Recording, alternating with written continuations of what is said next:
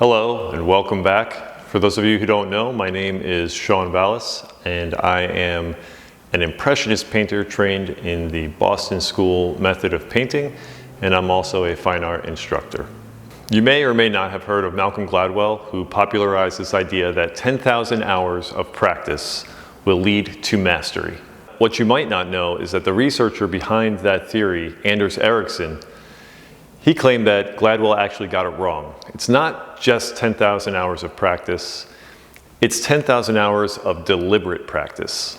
Like many people, I came out of a school system that taught me how to hit outcomes. They would give me a task, tell me how to perform it, and provide the standards that I needed to hit. So my practice became about perfecting those actions to produce better results. In art school, I actually bought into the 10,000 hours idea. And my mindset was basically just show up, keep painting, and get the repetitions in and let the hours do the work. And really, I never questioned the framework itself. And that framework was based in execution, not thinking. Personally, I think that real progress in painting, and maybe even in life at large, happens when we stop trying to execute someone else's standards that were handed to us.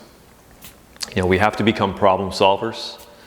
And essentially, I think we have to come up with our own ideas about what we're trying to achieve, come up with our own ideas about how to get there, and in time develop our own set of standards.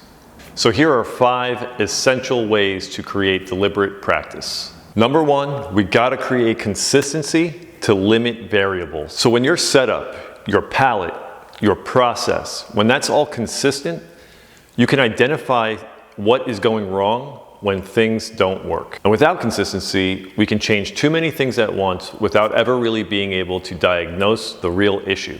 Okay, number 2, we gotta become a problem solver. We have to have that mindset.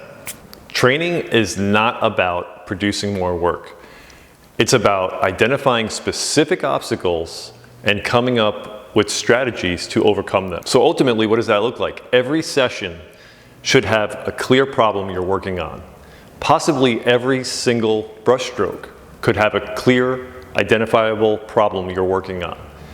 If you can't name what you're working on, you can't train it.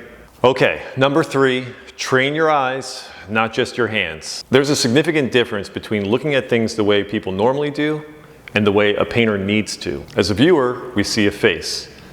As a painter, we see values, edge relationships, color relations. That way of seeing is not really natural. It has to be trained, it has to be practiced and developed.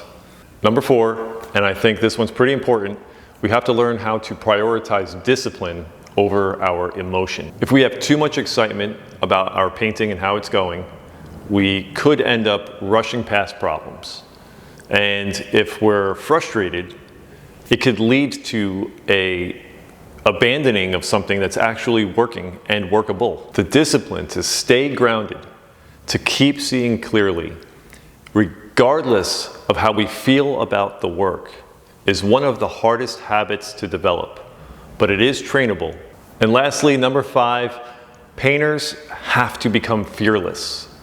We have to have this mindset like an explorer. Ultimately, what we're seeking is information.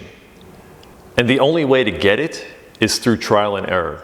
So the saying goes, we have to fail our way to success. And throughout that process, fears do pop up. You know, you might avoid painting in an area because you just don't know what to do.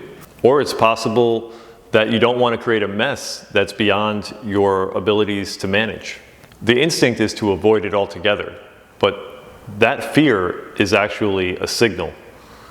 And the thing that you're tempted to avoid is actually the thing that you need to confront right then and there. The courage to try new approaches that may be difficult, to feel completely overwhelmed, but to keep pushing forward, and even to risk the work itself. That is what builds a painter who is completely uninhibited, completely free. So the artists who improve the quickest are not the ones who are the most talented. They're the ones who learned how to stop repeating and to start thinking.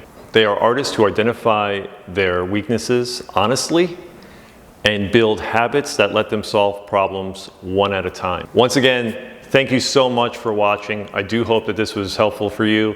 And if there's ever a question that you want me to make a video about, you know where to leave it. And I'll see you in the next one.